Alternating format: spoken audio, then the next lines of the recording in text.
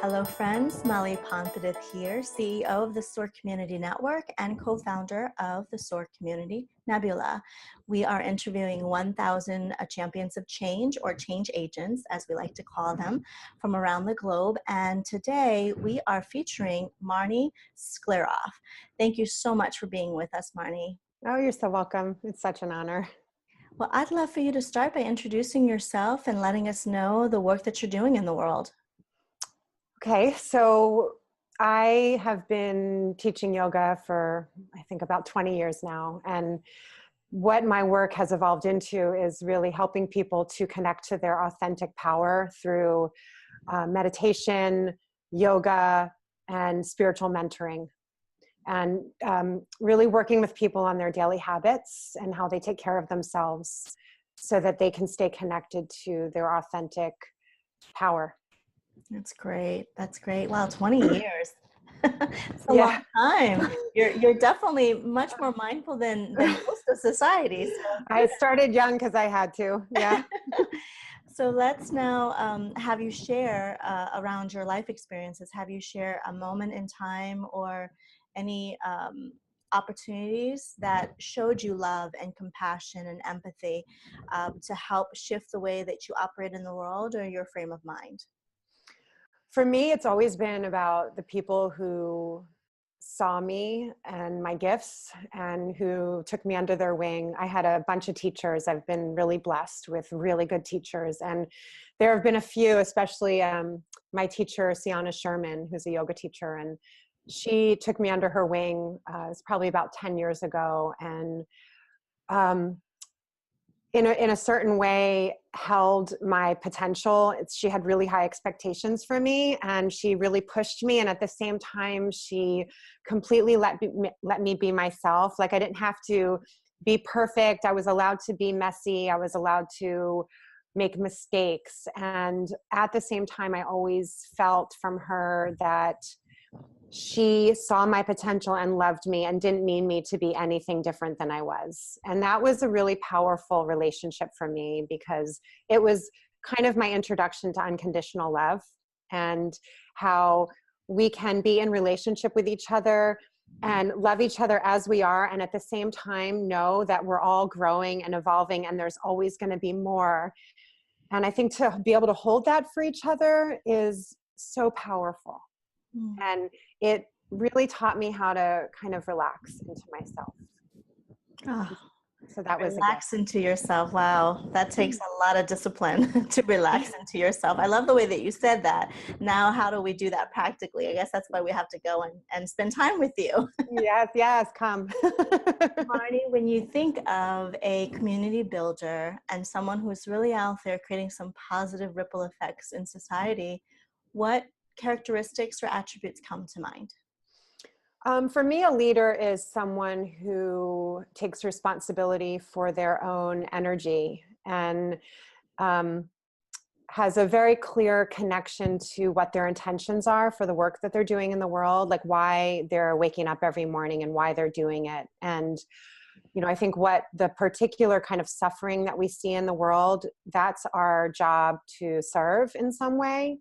And the leaders that inspire me are the ones who are willing to like feel the suffering and at the same time show up and do something to help mend it and tend to it in a way that is in alignment with their own natural gifts and abilities. And at the same time, I think a really good leader, the people who really inspire me, are the ones who are always willing to learn. Right? It's like every day they're learning and they're growing and they're moving energy through their bodies and through their minds. Someone who's a really beautiful example for me, her name is Elena Brower, and she's a yoga teacher and also an author. And she's one of my mentors in my, I also work with with essential oils in doTERRA, and she's my mentor there. And she inspires me just in every way. And the way that she shows up with so much elegance and also so much humility and, you know, the willingness to continue to push herself in new ways and to do it in a public way is for me very profound and supportive. There's some really cool people walking this planet, right? There really are. So good. And it's like, I love how we're all being so much more honest about our own struggles. And how it doesn't mean that we're weak. It just like makes us more powerful, you know? So Beautiful, beautifully stated. Well, can you share what causes matter to you? How are you using your talents, your skills, your life lessons, your energy to give back to society, to give back to your community? So when I was a teenager, I struggled with severe depression and eating disorders. And yoga actually was the way that I started to be able to like be in myself again and to not be afraid of my own emotions. And also helped me to like learn how to take care of myself and to kind of manage my own energy. And so so much of the work that I do is to help people feel more comfortable in themselves and to not be afraid of the kind of vast array of emotions that we all experience as human beings, and to teach people how to use their emotions in positive ways and how to channel them, because really they're just energy. And I think each emotion that moves through us has information. And so in the yoga and the meditation and the mentoring, that's kind of where we begin, is like what's moving through you. And then I teach people how to channel it in a positive way. Wow. Thanks for being so bold and thoughtful in your sharing. Thank you. Mm-hmm.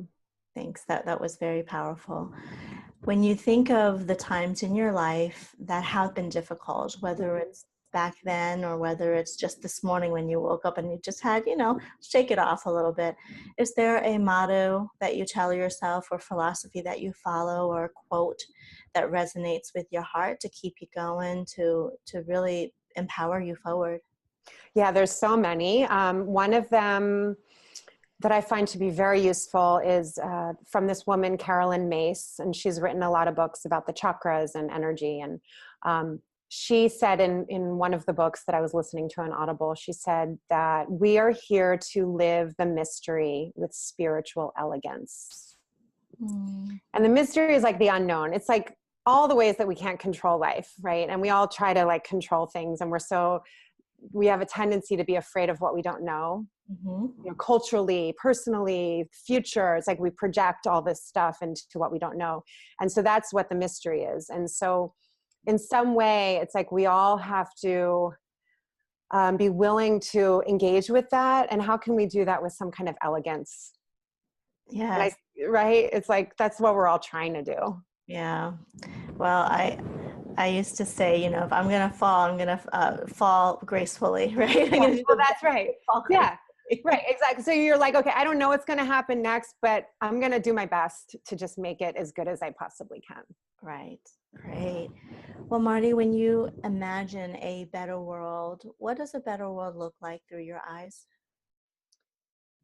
For me, I think it has to do with people really living in their authentic power, which is just being who they are and taking responsibility for their longings and for the kind of suffering that they see, and tending to it in a way that creates more harmony and less destruction.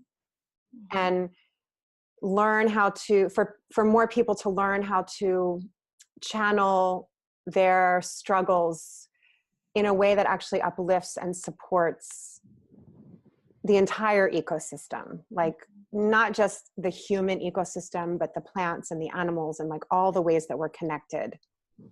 And I think the more that we can acknowledge that in every way, in just how we, the food that we eat and the way that we like the things that we buy, the way that we like create structures in the government, all the ways that we kind of create our culture. And I think that the more that we can understand and live that knowing that everything is connected, because it really is, and each one of us has something important to bring, I think that's gonna have the most important impact. That's kind of what I care about and what I want to somehow support that. Beautiful. I love that answer. Love that answer. Marni, how can folks learn more about you, connect with you, chat with you? What's the best way?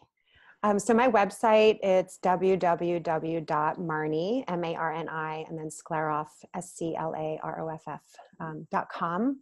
And then I have a book. I wrote a little book. I published it. It's on Amazon, and it's called Wild Human.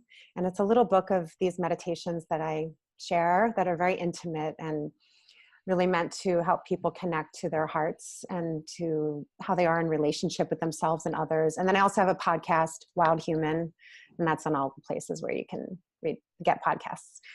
That's so great. Well, I look forward to following you and continuing to watch you blossom and do the work of reminding people that we're all part of the same, right? We're all part of the Thank you. Such a joy to talk to you. Thank you so much. Thank you for your time. For those watching, if you are interested in nominating yourself or someone in your life that's making significant impact, please visit nebula.soar, S-O-A-R, communitynetwork.com.